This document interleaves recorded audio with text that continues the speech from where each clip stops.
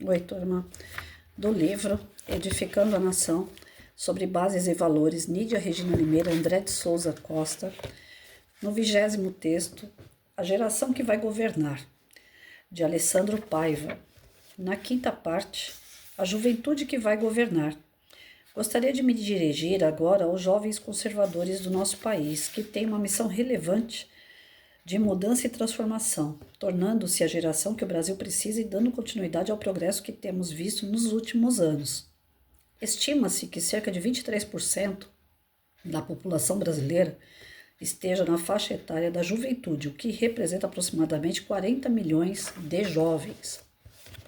Esses jovens carregam sonhos e objetivos que buscam a cada dia concretizar.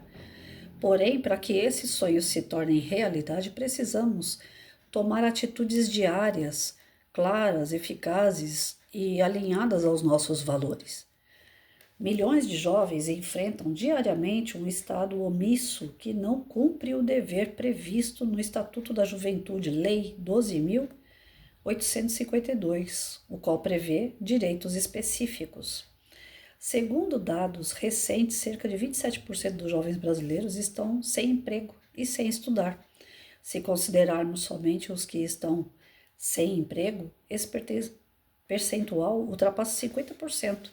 Diante disso, como os jovens conservadores podem combater tanta desigualdade, ao mesmo tempo construir um legado seguro para esta e para as futuras gerações? Existem posturas e ações necessárias para que a mudança ocorra nos diferentes setores da sociedade, a fim de estabelecer o conservadorismo como um caminho sólido e combater a juventude de esquerda, a cultura, o woke e o progressismo em nossa nação.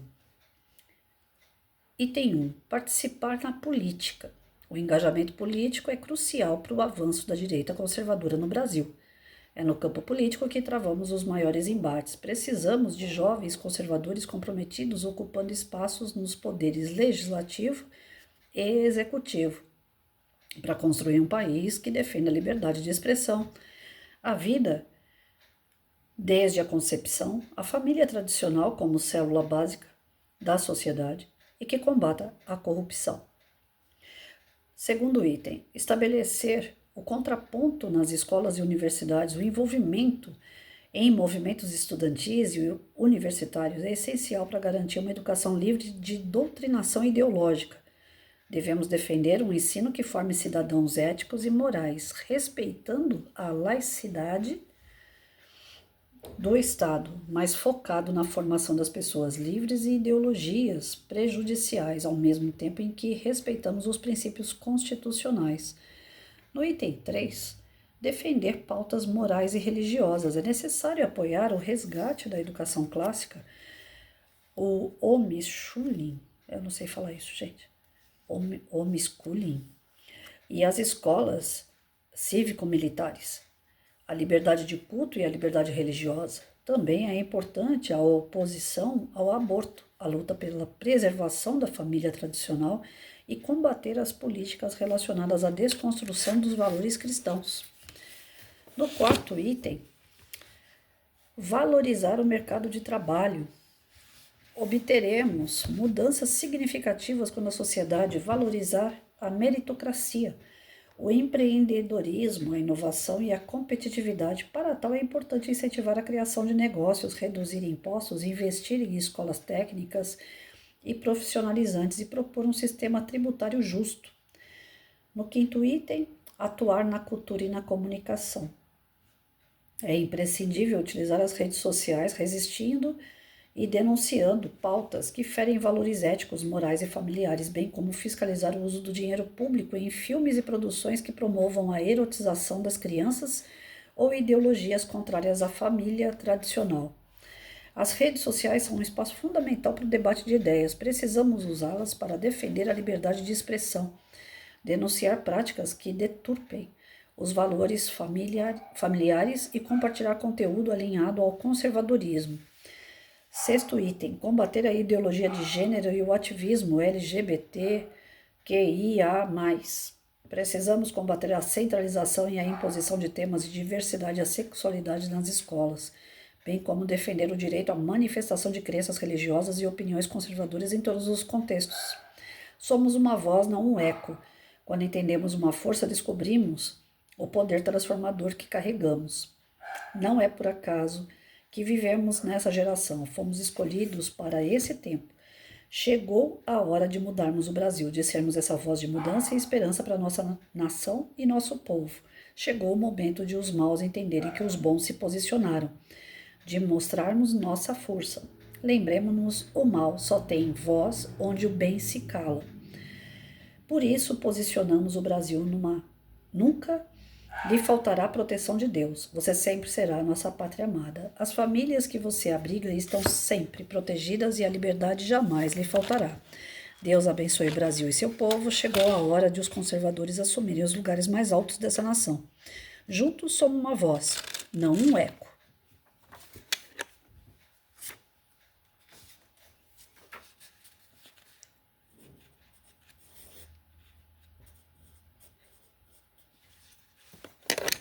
Nós concluímos o texto aqui, então, onde o Alessandro fala a respeito da juventude.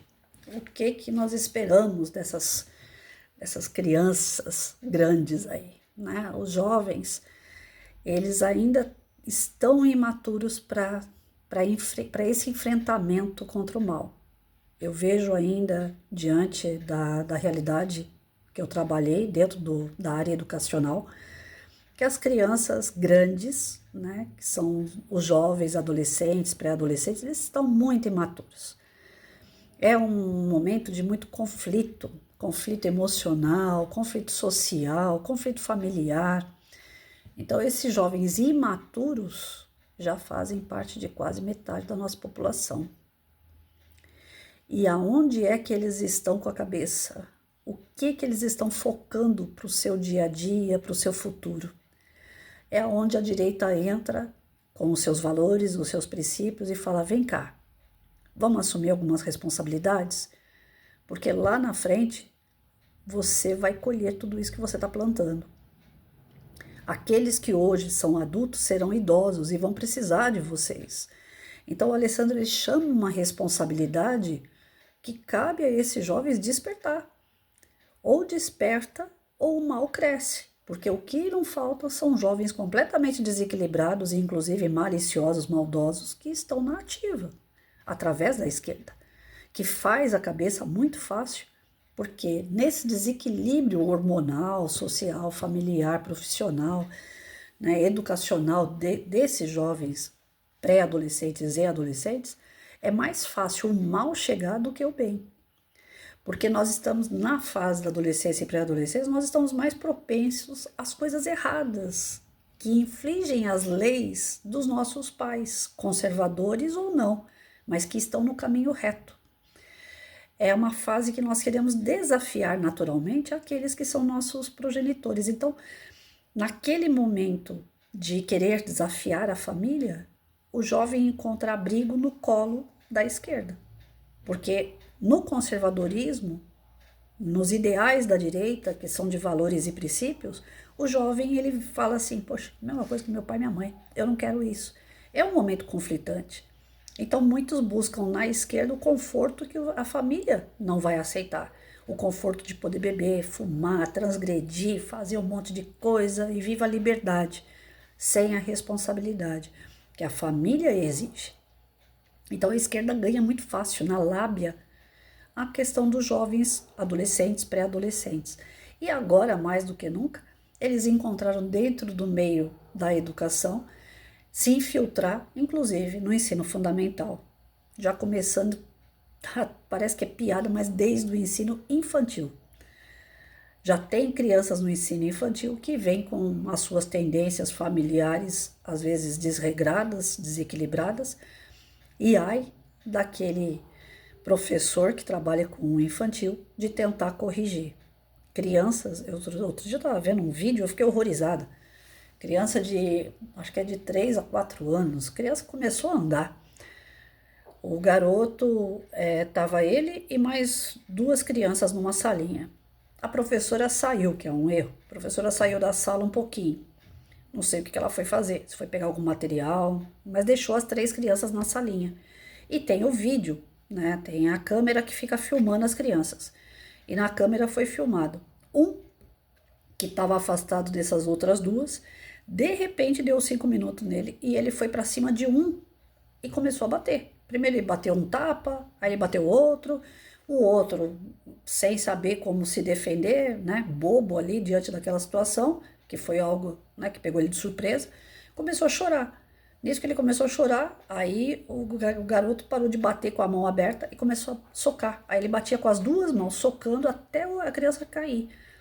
A criança caiu no chão, aquele que estava socando continuou batendo. Agachou no chão e foi batendo. E o outro, encostado atrás da porta, né, todo tímido, do tipo assim, vou ficar quieto aqui que senão vai sobrar para mim também. Então a gente vê em plena infância a agressão que certamente se espelha em casa, traz para dentro da escola. E aí? E o professor, mediante aquela situação, o que ele faz? Pouca coisa ele pode fazer. Se ele for corrigir, se ele for de pulso firme com aquele que bateu, a família ainda processa o professor. Né? Então nós estamos vivendo um momento que jovens estão espelhando, externando o que eles passam desde a infância. E como não tem uma legislação, como não tem o executivo que trabalhe firmemente valores e princípios, isso aí vai acabar se tornando a coisa mais natural do mundo. O aluno entra na sala de aula com uma faca, mata o professor, joga caco de vidro numa garrafinha de água e dá para o professor beber. Olha onde nós estamos chegando. Então nós precisamos de jovens que entrem na política, que trabalhem para defender eles próprios, porque lá na frente eles são o que nós somos hoje, uma fase adulta e insegura, se eles não trabalharem pelo bem. Os meus pais, meus avós trabalharam e deixaram um mundo para mim com valores e princípios, os quais eu passei para o meu filho. Então eu estou segura diante do que meus pais, meus avós fizeram. Ninguém muda a minha cabeça. Agora, o que eu faço diante de um mundo que já está desequilibrado, que já está faltando moral para o meu filho, os meus netos, eu não posso garantir que eles vão ter a mesma segurança que eu tenho.